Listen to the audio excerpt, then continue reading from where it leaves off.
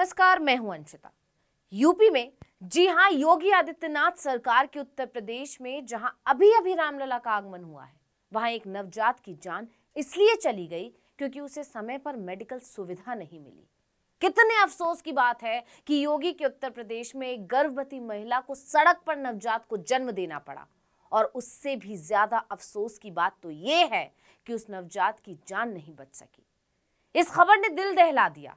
इस खबर की चर्चा करना इसलिए भी जरूरी हो गया है क्योंकि जिस यूपी में इतनी बदहाल स्वास्थ्य व्यवस्था है, वहां की सरकार का दावा है कि उत्तर प्रदेश 1 ट्रिलियन की अर्थव्यवस्था की तरफ बढ़ रहा है। और यह कोई ज्यादा पुरानी खबर नहीं है, बल्कि अभी 2-4 रोज पहले की ही खबर है।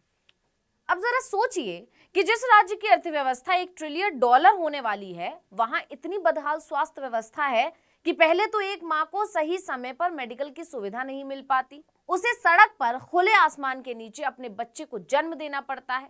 उससे भी ज्यादा दर्दनाक बात ये कि उस नवजात को भी मेडिकल सुविधा नहीं मिलती और वो अपना दम तोड़ देता है। तो ये मामला जिसे सुनकर हर कोई सिहर उठा है, ये है 1 ट्रिलियन की अर्थव्यवस्था वाले उत्तर प्रदेश के पीलीभीत का। पीलीभीत जिला अस्पताल के इमरजेंसी के बाहर एक गर्भवती महिला दर्द से कराहती रही, छटपटाती रही, चिल्लाती रही। महिला के परिवार ने स्टाफ के आगे भी हाथ जोड़े, लेकिन बेरहम अस्पताल के स्टाफ ने परिवार की एक ना सुनी। डॉक्टरों ने उसे भर्ती नहीं किया। जब किसी भी तरह अस्पताल से कोई मदद नहीं मिली तो मजबूरन 2 से 3 महिलाओं ने शॉल और साड़ी का घेरा बनाकर महिला की डिलीवरी करवा दी। इस पूरी घटना का वीडियो सोशल मीडिया पर अब तैर रहा है और योगी के राज में बदहाल स्वास्थ्य व्यवस्था की पोल खोल रहा है।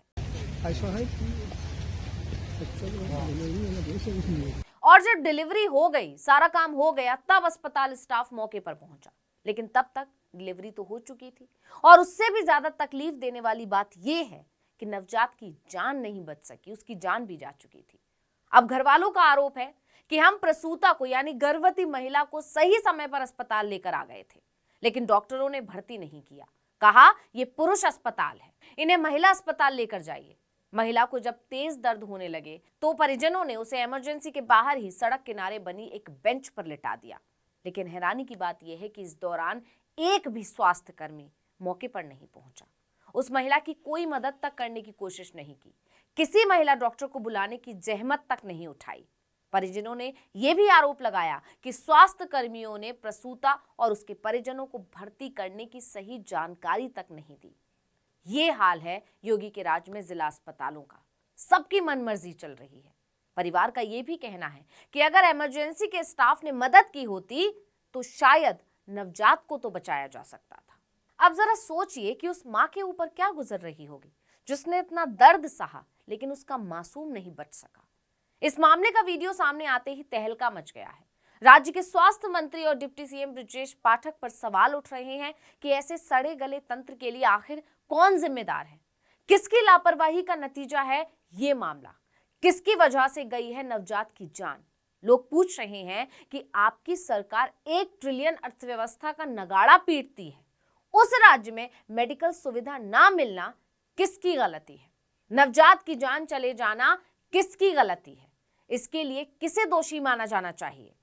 लोग तंज भी कस रहे हैं कि यह सरकार ग्राउंड ब्रेकिंग सेरेमनी के नाम पर तो सैकड़ों करोड़ रुपए उड़ा देती है, लेकिन राज्य में अच्छे अस्पताल या अस्पतालों में एम्बुलेंस, डॉक्टरों की कमी को पूरा करना जरूरी नहीं समझती।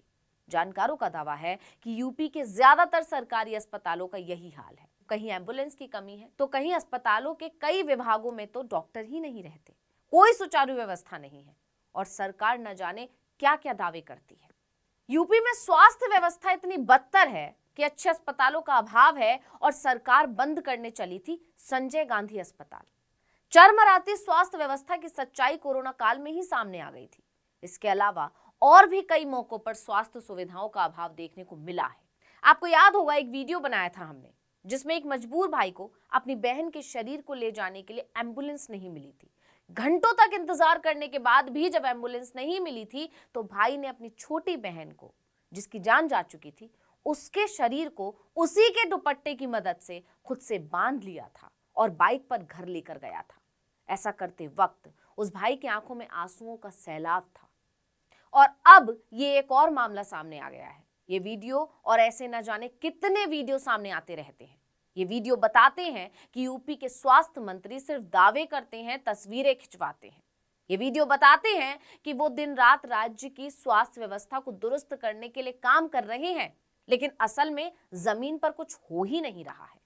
अब लोग ये भी पूछ रहे हैं कि इस अस्पताल और इसके डॉक्टरों के खिलाफ क्या एक्शन लेंगे आप? अगर वाकई राज्य तरक्की कर रहा है तो कभी एम्बुलेंस के अभाव में लोगों को रास्ते में दम क्यों तोड़ना पड़ता है, या कभी अस्पतालों में डॉक्टरों की कमी की वजह से मरीजों को दम क्यों तोड़ना पड़ता है? इन सब के बीच ये मामला तो बिल्कुल ही अनूठा है।